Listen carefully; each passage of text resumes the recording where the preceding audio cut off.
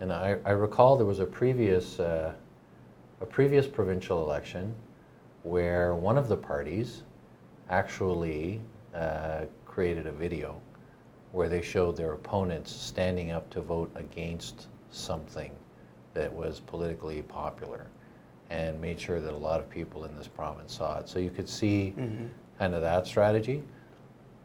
I think that I would, as a voter, take this a lot more seriously if the government actually put it to a vote and passed it, rather than saying, well, you know, there's all this good stuff, but it didn't pass. You're going to have to re-elect us if you want childcare, if you want drug coverage, if you want mental health funding.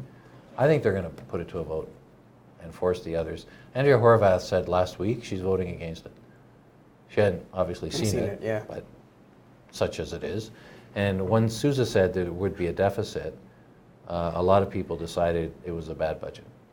I will say on the NDP side that our lockup room was actually right beside the NDP caucus lockup room.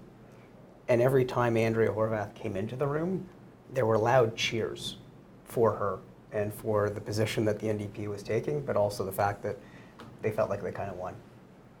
So they were very happy with some of the announcements, even though they're voting against it. So it does it does lead to an interesting electoral dynamic. Well, I mean, they're in a tough spot because they can't say funding childcare is bad. They can't say funding pharmacare is bad. They can't say that funding mental health and special needs education is bad.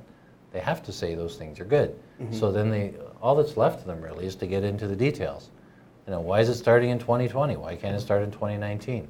Why are you only doing kids that are 2.5 years old? Why can't you do a 2-year-old or an 18-month-old? So they get into the kind of the weeds of it, but I think even without saying it, almost concede that the policy initiative at a high level is worthy.